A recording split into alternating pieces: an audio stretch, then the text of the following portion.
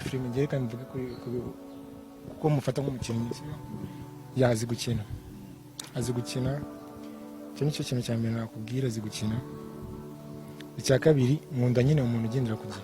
nuko nkabonye twaje muri interview yako yageze kare no kuri set niko bimeze rero icyo kintu gituma director n'umukinnyi we bigenda buryo physically baje kuyoza oya nacyo oya physically nyine tu kanombe sha ine kamubwira siyo mani nyine mukunda nk'umukinnyi sinavuga ngo mani serious reka mubwire ibyo ngibyo wabimbwira ibyo ngibyo wabimbaza n'umukobwa munyembona wenda tuvuga ngo twakunda ntabwo turi muri filime cyangwa se waje mu buzima busanzwe mu buzima busanzwe ikintu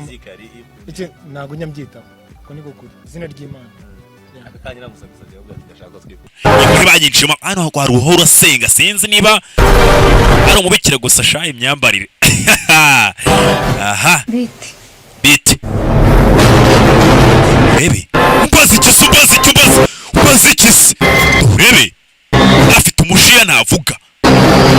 kise nawe se nyine akuvugana n'imbohe naho wowe bimeze bite rero nitwa Ore wakoze iki rero urebe bishe umwana wanjye ntabigambiriye tukasatani mu izina rya Yesu nyuma yaho bankatira igihano cy'urupfu mfungiye muri gereza 46 yari afungiyemo nanjye nifuje gupfa biranga nyagasani nshatse kwiyahura we usanga hano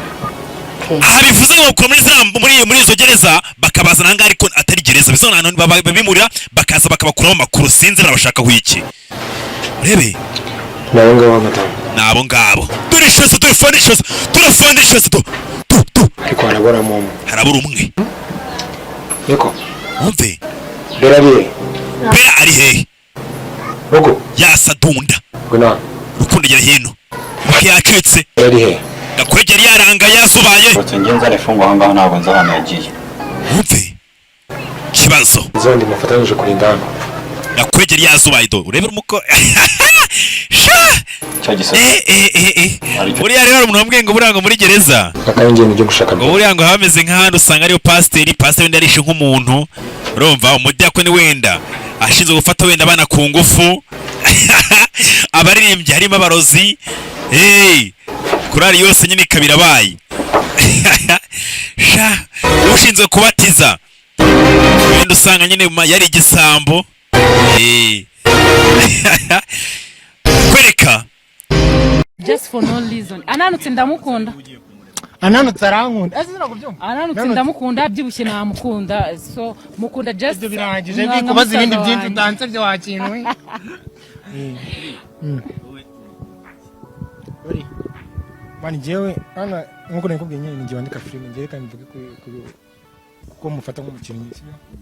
yazi gukina cyo nicyo kintu cya mbere nakubwira azi gukina icya kabiri nkunda nyine umuntu ugendera ku gihe nuko nkabonye twaje muri interview yako yageze kare no kuri set niko bimeze rero icyo kintu gituma director n'umukinnyi we bigenda buryo physically baje kuyoza oya nacyo oya physically nyine tu kanombe sha ine kamubwira siyo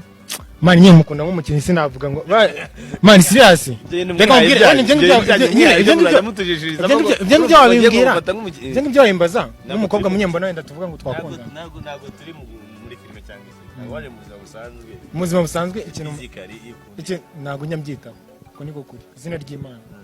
akakanya namusabye ahubwo tudashaka twikunda barabyibushye hakuno ikintu kimwe nshaka kukubwira rebe ntibindeba hakuno na fande uneza amatwi wumve abakobwa bose ngiye kukwereka urumva urebe nta n'umwe muzima urimo ko simushya nta n'umwe musi muri hanga mbere abakobwa ngiye ko nakwereka fande dore iryinyo ariko umujinya nibirara abicanyi wumve dore iryinyo umujinya nureba nawe bakwica gasani urebye rero bagushoreza ndabyumva ntibindeba ushobora kuba wishimiye kano kazi umve utazi ibyujemo. hari ukujya mu kazi ugasanga akazi waje usaba ntigahuye n'uko wabitekerezaga. Uzajya ubonera ku gihe. Umve amafaranga ntaribi ariko cyitonderwa. ariko ntagiye ikintu kikubaho. Umve cyangwa kikagira umukobwa n'umwari uhura n'ikibazo. gasani nzakwica. ehe ntibindeba fanda bari seriye byatari. rebe tugende dutangire akazi hagira ikiba ku mukobwa umwe ahangaha. mbibutsa ko iyi ngiyi ntabwo ari gereza, ni ahantu baje gufungirwa ubanza n'amakuru bakeneyemo.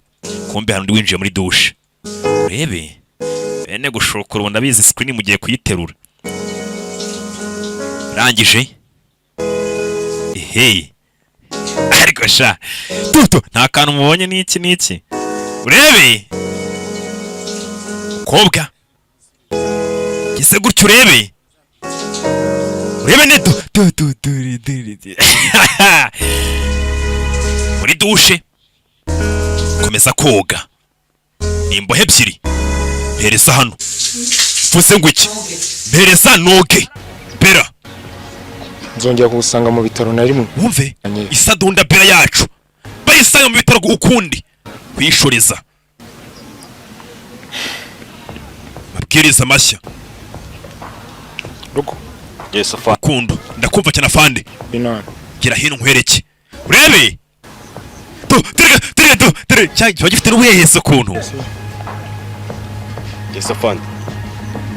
kuri uyu munsi imyitozo niba niyo ngo yishinzwe. urebe Yesu ntibindeba imyitozo nibireba kano wawe muteke turi gakonye bayirebera nyina abana akavuga ati none se muri niki ko turajya tunabona iki hasi. urebe ni umucunga ngeze uraho nyine niki kibaba cyaramwishe kama basubiza mu abavandi basubiza siporo zirarangiye turakumva cyane afande. turi gakwegera inyuma gakwege keri urebe iyi naho nyine musaza nawe urekize manuka ndikise mani kise musaza wande kwese urebe ndikurase nyine kibaba cyaramumenye nyine cyamumennye amaso abari mu munyenga bivugereza ari nyine ari mu rugo avuga ati none se shaka ntakora makudapfa. urebe yewe nkuko nabigusezeranye muramukubikoza avanga nkuko nabikubwiye sinzi n'iki yamubwiye kuzakora tumuzi nk'imbohe maneke. niba ari ukwica umuntu niba ari ukugira gute kagere mu mukobwa hano urebe ni imbohe zombi ariko ko amurebye gutya urebe abona akomeje kumureba urebe